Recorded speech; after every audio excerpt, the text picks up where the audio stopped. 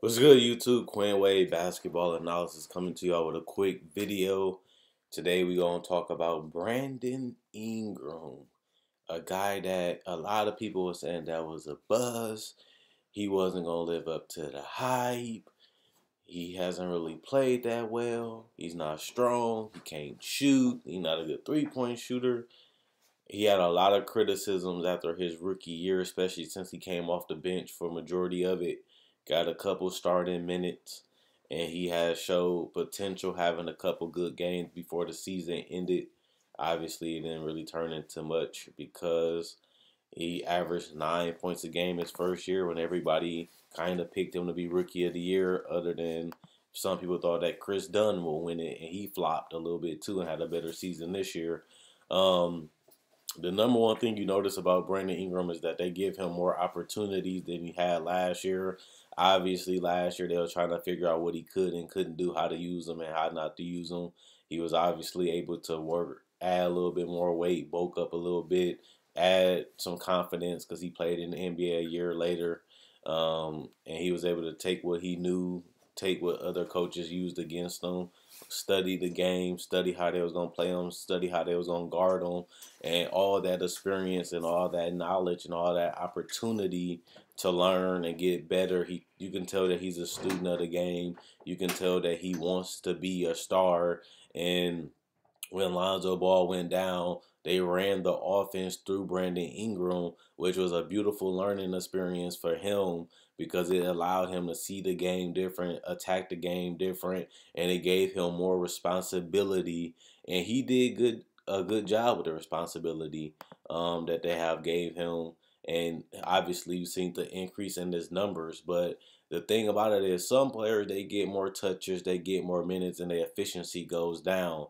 If you compare Brandon Ingram rookie year, when he played 28 minutes, only took the 8.7 shots. He only shot 2.4 threes. Not only that, he only shot 2.7 free throws, and he only gave you 9.4 points a game.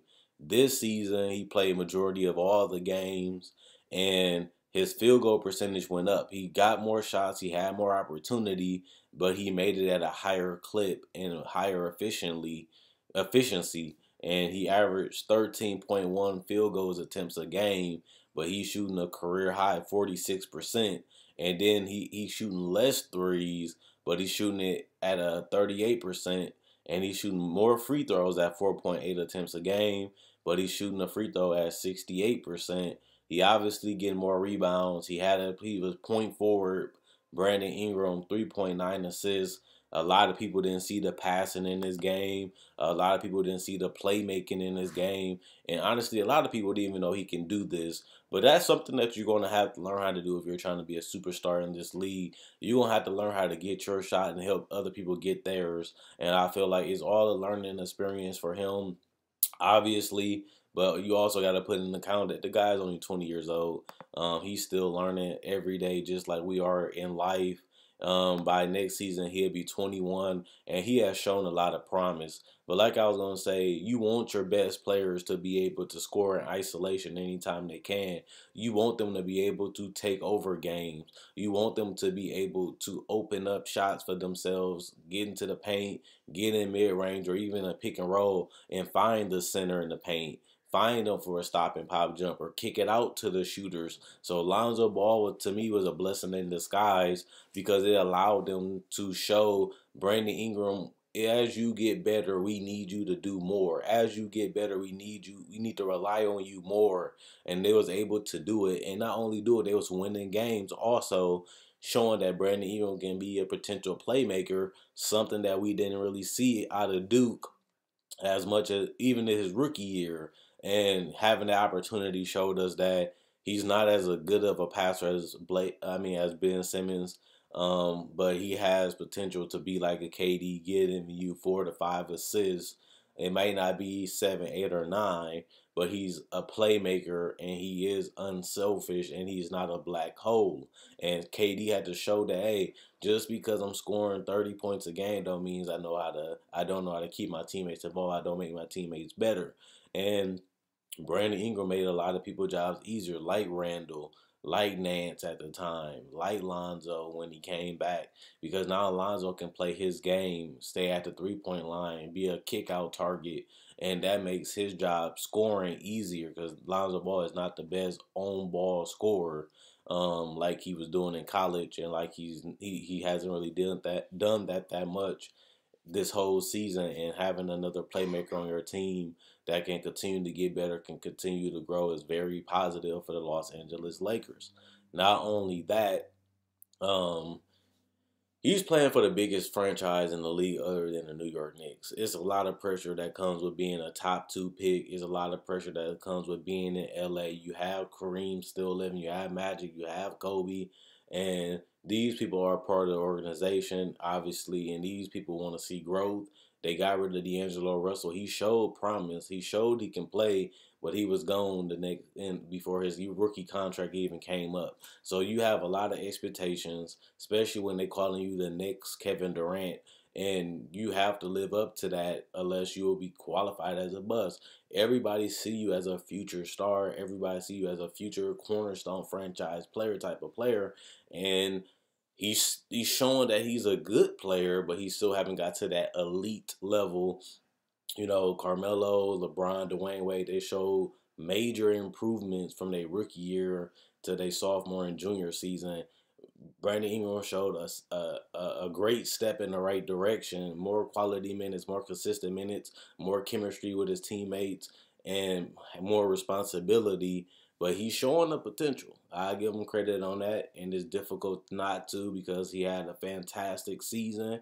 But we already expected this already. Besides the playmaking, we thought he was gonna come in and be able to get any shot that he wants. He was gonna come in and be able to score when he wants because he's long, lanky, and athletic to a certain extent. But it didn't work like we thought, and it still hasn't worked to this day. But he still has to continue to fill out his body, build up muscle, gain weight in the right areas, and continue to work on his jump shot. His jump shot was one of the things that he did in Duke. He was able to hang in the air and finish over people. He was able to shoot over a lot of players. He was able to get mismatch and destroy the opposing player. He doesn't get that as much because everybody just as athletic, they just as long, and they just as tough, and most of them are bigger than you. So a lot of advantages that he had in high school and college, he doesn't have in the NBA because he's going against men, not teenagers. And majority of these guys already have their body filled out, and they already at their athletic peak. And Brandon Ingram advantages are all gone, but he still found a way to stay efficient this year and effective, and showing that he has even more potential. So last year he showed that he can start and play in this league. This year he showed that he can be a future all-star, and now he just got to put it all together. He has to be more aggressive. He has to take shots when they're there. He has to believe and trust in his jump shot. He has to continue to knock down the mid-range. He has to continue to take threes only when they're open and not force them up or just shoot them just because, I'm Brandon Ingram. I can shoot threes. Kyle Kuzma get a lot of that too, but you want to take the best shot available. Rather, if you don't have a good shot, they always say you're supposed to pass it. You don't want to force anything. You don't want to take nothing difficult unless it's late in the shot clock. And that's one thing I like about Luke Walton. He preaches ball movement. He allows them to he runs great plays to get his players in the right areas, to get his players in the positions where they can succeed or like the most. And he keeps Brandon Ingram in that top of the key to mid range area. And I like that because he's so tall. He can see over the top of the defense. He can see everything at the top of the key, and he using that to his advantage when it comes to scoring and finding other teammates for scores. But one of the best part about the Lakers is that the whole floor is open. We seen that with Mike D'Antoni. We seen that with Steve Kerr. We seen that with the Spurs when they had Boris Diaw. With Brook Lopez, it allows the whole floor to be open. So it's always driving lanes. It's always they one pick and roll away from a wide open shot. And that type of floor spacing and that type of offense is hard and difficult to guard, especially when you have players like Isaiah Thomas that can create shots and get shots when he wants to. And now you have a confident Brandon Ingram. And you have Kyle Kuzma coming off the bench in attack mode, trying to help the team offensively, trying to take over and it brings that balance because you want to have as many weapons as you can on the floor. And the Lakers got rid of Nance, they got rid of Clarkson, but you're starting to see that this Laker team went from, okay, we're going with Russell and Lonzo, to now we're going with Lonzo, Ingram, Kyle Kuzma, Josh Hart, and now we're gonna see what they do. Can they land a big free agent? Can they trade for a free agent? Or is they just going to continue to have the cap available so that way they can continue to have a chance at landing a big free agent that can go with Lonzo, that can go with Ingram, that can go with Kuzma, because they have the role players, they have the shooting to a certain extent, and they have the floor spacing.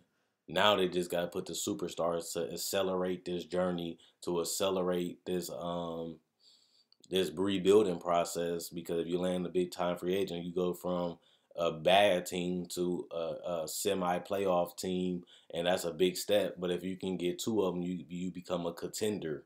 And especially if you can keep these young players on the roster, like Kuzma, like Ingram, like Ball, you have young players that can, do things for in a role with the other stars. So we should see what happens.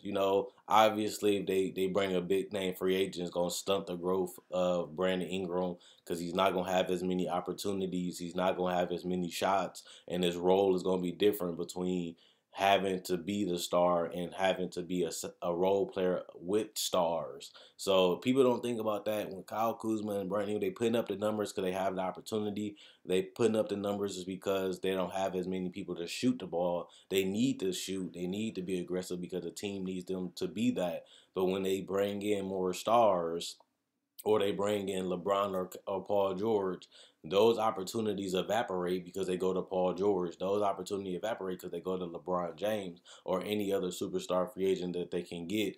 And those opportunities stunt the growth of Josh Hart, Lonzo Ball, and Brandon Ingram, and Kyle Kuzma, and Julius Randle, whoever. And that could be a good or a bad thing because this team looks promising. They're starting to win. They're starting to trust and believe in themselves. The chemistry is starting to build up, and their confidence is through the roof. They feel like they can play and compete with anybody, and to bring in a superstar that can really mess up this chemistry and mess up how they're playing and mess up their growth. So let me know what you guys think about the Los Angeles Lakers. Check out my website, AnasisPlayground.com. Link up in the description in the comment section below. Check out my Facebook page, AnasisPlayground.com. Link up in the description in the comment section below. Quinn Wade Basketball Analysis. I'm going to let me know what you guys think in the comment section below.